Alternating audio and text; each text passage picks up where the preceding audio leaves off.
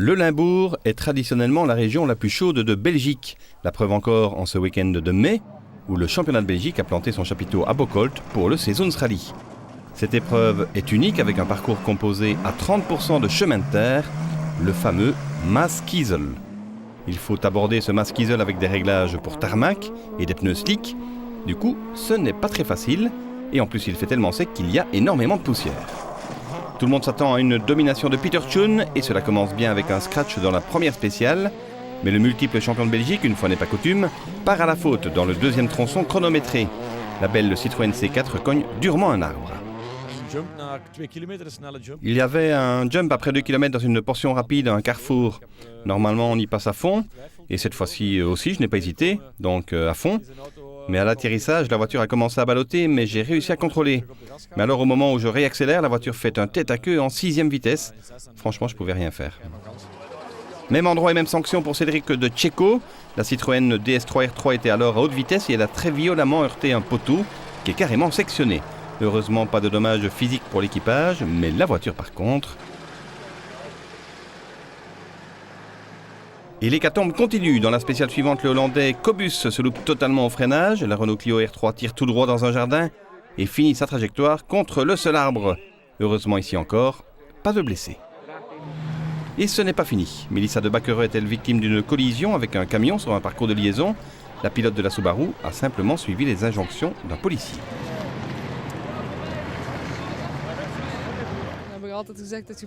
Il y avait un policier pour régler la circulation. On m'a toujours dit que je dois toujours obéir à un policier. J'ai donc suivi les ordres. J'ai presque traversé le carrefour quand un petit camion venant du côté droit a détruit l'avant de la voiture. Du coup, la hiérarchie est bouleversée. Surprenant leader après 4 spéciales, c'est le Hollandais Erik van Loon, champion en titre des Pays-Bas. Le pilote de la Ford Focus WRC possède une minuscule avance de 5 dixièmes sur Patrick Sneyers, au volant d'une vieille Skoda Octavia WRC. Mauvais départ par contre pour Alexandre Romain. Le pilote Citroën patauge un peu dans ses réglages et il n'est pas en confiance. Romain n'est que 3e à 6 secondes du leader. Nous sommes dans l'habitacle de la Citroën et Alexandre Romain effectue un tout droit, quelques secondes de perdu.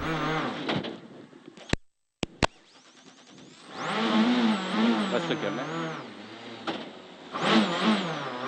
150. 150, l'arbre droite à fond.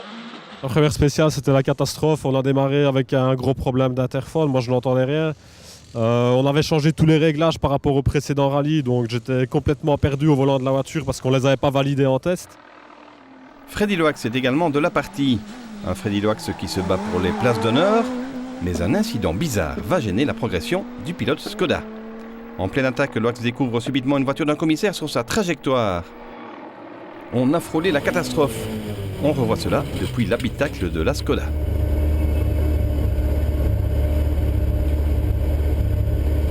Freddy Loax va perdre une trentaine de secondes, mais la direction de course corrigera logiquement son chrono. Moins de chance pour Langenhackens, 2e au championnat qui doit renoncer dans la 3e spéciale. C'est la boîte qui est bloquée sur sa Mitsubishi Group N. Anthony Martin n'en demande pas tant et va s'imposer dans le Group N. Rallye délicat pour Cédric Chorin avec sa Renault Mégane RS N4. Comme il nous l'a confié, 2 roues motrices contre 4 roues motrices sur la terre, ce n'est pas évident. Le pilote Renault terminera quand même 5e en classe 3. Chris Van Hunsel s'impose en GT avec la Nissan 370Z, une belle victoire assortie d'une 10e place au général. Jolie performance en classe 5 pour Raphaël Auquier qui découvrait la Citroën DS3 R3. Il s'impose dans le clan de ce qu'on appelle les petites Citroën. Tim Van Parijs, lui, faisait un one-shot en Ford Fiesta R2 et il gagne le Fiesta Sport Trophy au nez et à la barbe des jeunes loups.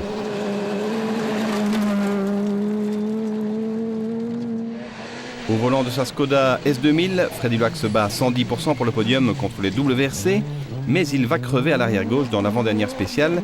Il perd sa 3e place dans l'aventure. Tout profit dès lors pour Erik van Loon qui décroche la 3e marche du podium in extremis.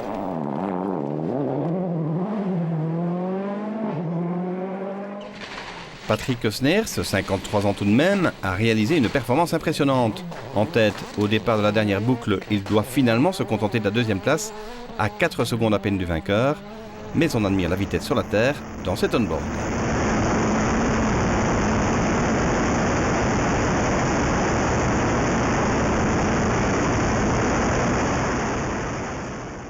Après son départ un peu chahuté, Alexandre Romain doit attaquer très fort pour revenir sur Sneyers. Le pilote Citroën s'applique et remporte finalement son premier grand rallye, prenant au passage la tête du championnat. On admire tout cela de l'intérieur. Top. Je me sens surtout soulagé après les 2 dernières spéciales qui ont été très stressantes.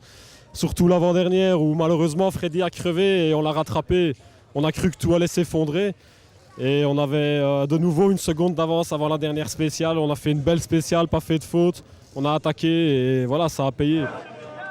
Coup double en plus pour Alexandre Romain qui est récompensé par le BFO Award. En historique victoire de Tuur Van Den Abel avec sa BMW 323i. Rubelmas est tombé dans un fossé en fin d'épreuve et doit abandonner sa 2e place à Glenn Janssens qui pilote une Porsche avec un certain Stéphane Prévost comme copilote. Rendez-vous fin juin pour le Rallye d'Ypres.